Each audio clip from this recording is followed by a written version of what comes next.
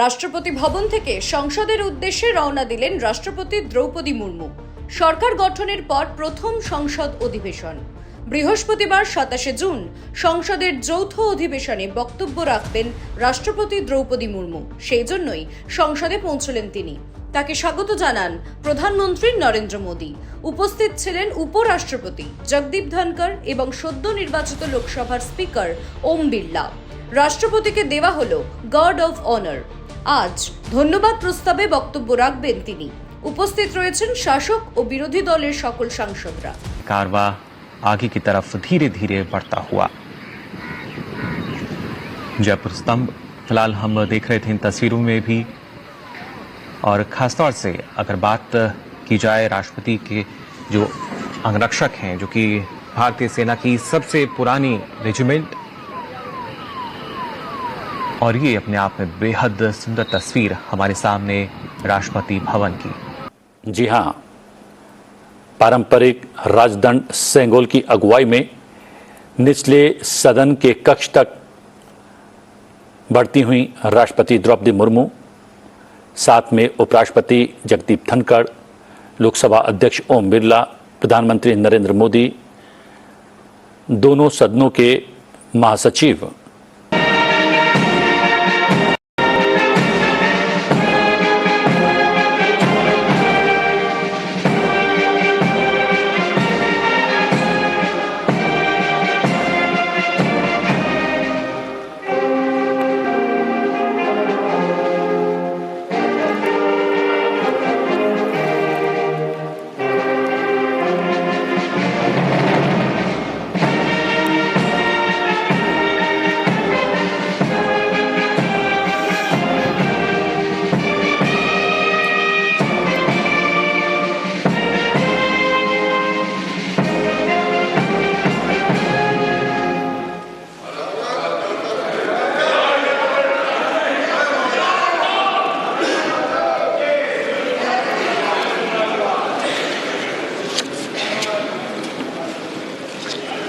माननीय सदस्यगण, मैं 18वें लोकसभा के सभी नवनिर्वाचित सदस्यों को बहुत बहुत बधाई और शुभकामनाएं देती हूँ।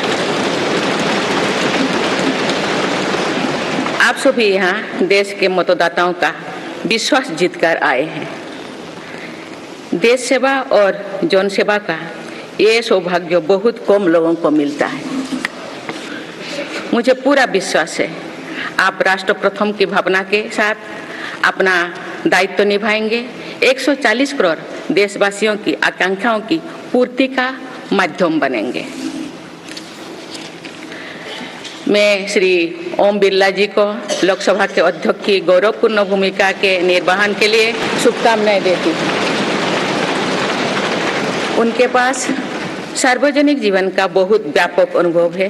मुझे विश्वास है कि वे लोकतांत्रिक परंपराओं को अपने कौशल से नई ऊंचाई से देने में सफल होंगे। माननीय सदस्यगण, मैं आज कोटि कोटि देशवासियों को की तरफ से भारत के चुनाव आयोग का भी आभार व्यक्त करती हूँ। ये दुनिया का सबसे बड़ा चुनाव था। करीब 64 करोड़ मतदाताओं ने उत्साह और उमंग के साथ अपना कर्तव्य निभाया है। इस बार भी महिलाओं ने बढ़ चढ़कर मतदान में हिस्सा लिया है। इस चुनाव की बहुत सुखद तस्वीर जम्मू कश्मीर में भी सामने आए हैं। कश्मीर घाटी में वोटिंग के अनेक दशकों के रिकॉर्ड टूटे हैं। बीते 4 दशकों में कश्मीर में हमने बंद और हड़ताल के बीच कम मतदान का दौर ही देखा था। भारत के दुश्मन इसको वैश्विक मंचों पर जम्मू कश्मीर की राय के रूप में दुष्प्रचारित करते रहे, लेकिन इस बार कश्मीर घाटी ने देश और दुनिया में ऐसे हार ताकत को करारा जवाब दिया है। पहली बार इस लोकसभा चुनाव में घर पर जाकर भी मतदान कराया गया है। मैं लोकसभा चुनाव से जुड़ी हर कर्मी को सराहना करती हूं और अभिनंदन करती हूं। माननीय सदस्यगण, 2024 के लोकसभा चुनाव की चर्चा आज पूरी दुनिया में हो रही है। दुनिया देख रही है कि भारत के लोगों में लगातार तीसरी बार स्थिर और स्पष्ट बहुमत की सरकार बनाई है।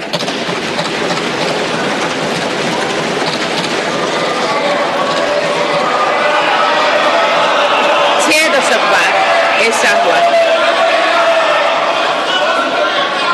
6 दशक बाद ऐसा हुआ है। ऐसा समय में जो भारत के लोगों की आकांक्षाएं सर्वोच्च स्तर पर है, लोगों ने मेरी सरकार पर लगातार तीसरी बार भरोसा जताया है।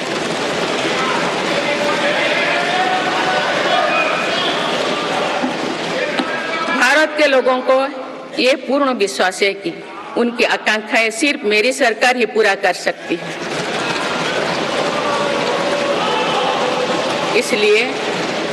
इसलिए 2024 का ये चुनाव नीति, नियत, निष्ठा और निर्णयों पर विश्वास का चुनाव रहा है।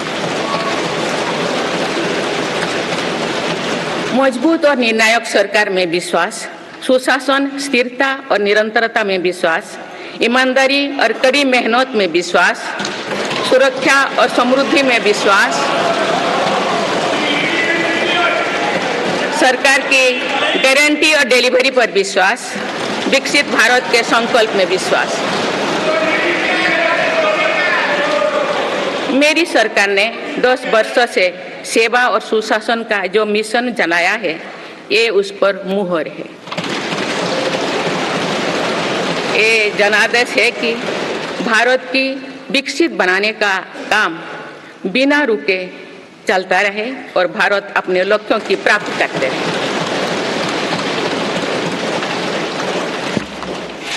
माननीय सदस्यगण, 18वीं लोकसभा कई मायनों में एक ऐतिहासिक लोकसभा है। ये लोकसभा अमृतकाल के शुरुआती वर्षों में गठित हुई है। ये लोकसभा देश के संविधान को अपनाने के 75वें वर्षों की भी साक्षी बनेगी।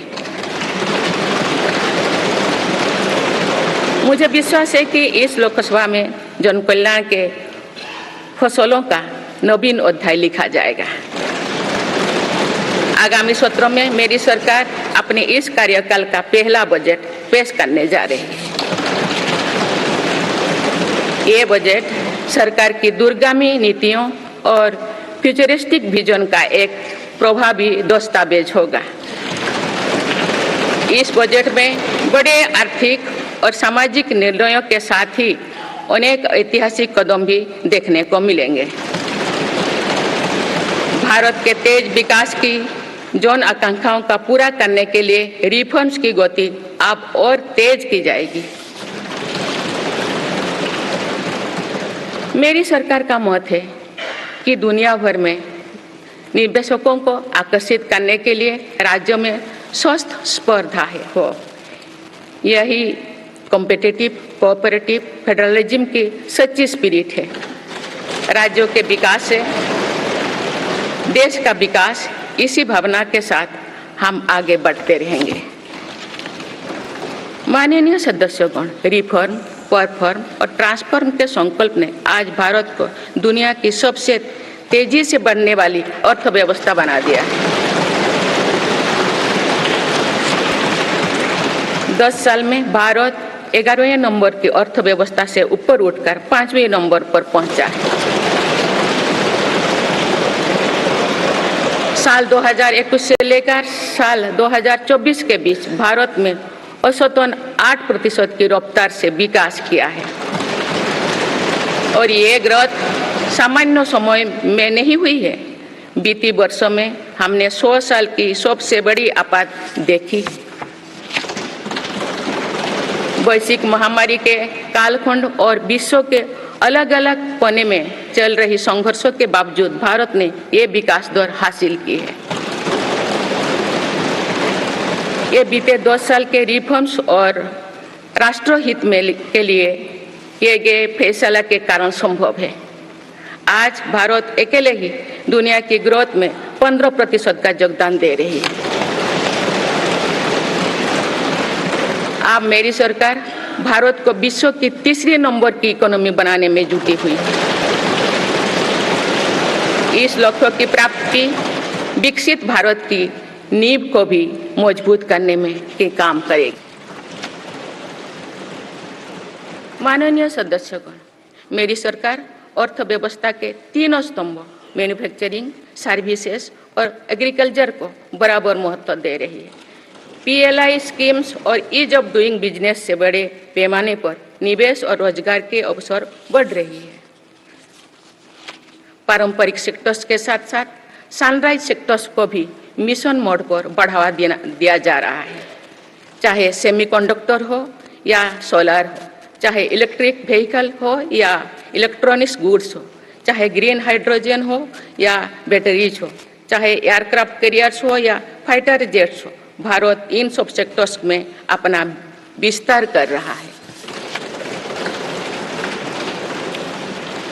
लॉजिस्टिक्स कॉस्ट को कम करने के लिए भी मेरी सरकार लगातार प्रयास कर रही है। सरकार सर्विस सेक्टर को भी मजबूत करने में जुटे हैं। आज IT से लेकर टूरिज्म तक, हेल्थ से लेकर वेलनेस तक हर सेक्टर में भारत लीडर बन रहा है और इससे बड़ी संख्या में रोजगार और स्वरोजगार के नए मौके बन रहे हैं। माननीय सदस्यगण, पिछले 10 वर्षों में मेरी सरकार द्वारा ग्रामीण अर्थव्यवस्था के हर पहलू पर बहुत जोर दिया गया है। गांव में कृषि आधारित उद्योगों, डेयरी और फिशरीज आधारित उद्योगों का विस्तार किया जा रहा है। इसमें भी सहकारिता को प्राथमिकता दी गई है। सरकार किसानों उत्पाद संघ, FPO और FACTS जैसे सरकारी संगठनों का एक बड़ा नेटवर्क बना रही है।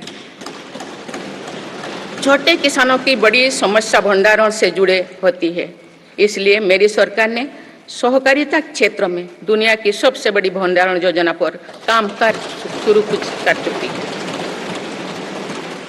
किसान अपने छोटे खर्चे पूरे करने के लिए इसके लिए PM किसान सम्मान निधि के तहत उन्हें 3,20,000 करोड़ रुपये से ज्यादा राशि दे सकते हैं। मेरी सरकार के नए कार्यकाल के शुरुआत दिनों से ही किसानों को 20,000 करोड़ रुपया से अधिक की राशि ट्रांसफर की जा चुकी है। सरकार ने खरीफ फसलों के लिए MSP में भी रिकॉर्ड वृद्धि की है। माननीय सदस्यगण, आज का भारत अपनी वर्तमान जरूरतों को ध्यान में रखते हुए अपनी कृषि व्यवस्था में बदलाव कर रहा है। हम ज़्यादा से ज़्यादा आत्मनिर्भर हो और ज़्यादा से ज़्यादा निर्यात से किसानों की आमदनी बढ़े, इस सोच के साथ नीतियाँ बनाई गई है, निर्णय लिए गए हैं। जैसे भारत दलहन और तिलहन में दूसरे देशों पर निर्भरता कम करने के लिए देश के किसानों को हर संभव मदद दे रहे हैं। ग्लोबल मार्केट में किस तरह के फूड प्रोडक्ट की डिमांड ज़्यादा है, इसके आधार पर नई रणनीति बनाई जा रही है। आजकल ऑर्गेनिक उत्पादों को लेकर दुनिया में डिमांड तेजी से बढ़ रही है। भारत के किसानों के पास इस डिमांड को पूरा करने के पूरा भरपूर क्षमता है। इसलिए सरकार प्राकृतिक खेती और इससे जुड़ी उत्पादों की सप्लाई चेन को सशक्त कर रही है। ऐसे प्रयासों से किसानों का खेती पर होने वाला खर्च भी कम होगा और उनकी आय भी और बढ़ेगी। माननीय सदस्यगण, आज का भारत दुनिया की चुनौतियां बढ़ाने के लिए नहीं बल्कि दुनिया को समाधान देने के लिए माना जाता है। विश्व बंधु के तौर पर भारत ने अनेक वैश्विक समस्याओं के समाधान को लेकर पहल की है। जलवायु परिवर्तन से लेकर खाद्य सुरक्षा तक, पोषण से लेकर सस्टेनेबल एग्रीकल्चर तक हम अनेक समाधान दे रहे हैं। हमारे मोटे अनाज श्रीअन्न की पहुंच सुपर फूड के तौर पर दुनिया के कोने कोने में हो, इसके लिए भी अभियान चल रहा है। भारत की पहल पर पूरी दुनिया ने वर्ष 2023 में इंटरनेशनल मिलेट्स ईयर मनाया है। आपने देखा है हाल ही में पूरी दुनिया ने अंतर्राष्ट्रीय योग दिवस भी मनाया है। भारत की इस महान परंपरा की प्रतिष्ठा विश्व में लगातार बढ़ रही है। योग और आयुष को बढ़ावा देकर भारत एक स्वस्थ विश्व के निर्माण में मदद कर रही है। मेरी सरकार ने रिन्यूएबल एनर्जी की क्षमता भी कई गुना बढ़ाई है। हम जलवायु से जुड़े लक्ष्यों को निर्धारित समय से पहले प्राप्त करने की दिशा दिखा रहा है। नेट जीरो के लिए आज भारत के प्रयास कई दूसरे देशों को प्रेरित कर रहे हैं। इंटरनेशनल सोलर अलायंस जैसे पहल पर आज रिकॉर्ड संख्या में दुनिया के देश हमारे साथ जुड़े हैं। माननीय सदस्यगण, आने वाला समय ग्रीन एरा यानी हरित युग का है। मेरी सरकार इसके लिए भी हर जरूरी कदम उठा रही है। हम हरित उद्योगों पर निवेश बढ़ा रहे हैं, जिससे ग्रीन जॉब्स भी बढ़े हैं। ग्रीन एनर्जी हो या फिर ग्रीन मोबिलिटी, हर मोर्चे पर हम बड़े लक्ष्यों के साथ काम कर रहे हैं। मेरी सरकार अपने शहरों को दुनिया के बेहतरीन लिविंग स्पेस बनाने के लिए भी प्रतिबद्ध है। प्रदूषण से मुक्त, साफ सुथरे और सुविधा युक्त शहरों में रहना भारत के नागरिकों का हक है। विशेष रूप से छोटी शहरें और कस्बे में बीते 10 वर्षों से अभूतपूर्व निवेश किया गया है। भारत में आज दुनिया का तीसरे सबसे बड़ा डोमेस्टिक एविएशन मार्केट है। अप्रैल 2014 में भारत में सिर्फ 209 एयरलाइन रूट्स थे। अप्रैल 2024 में इनकी संख्या बढ़कर 605 हो गया है।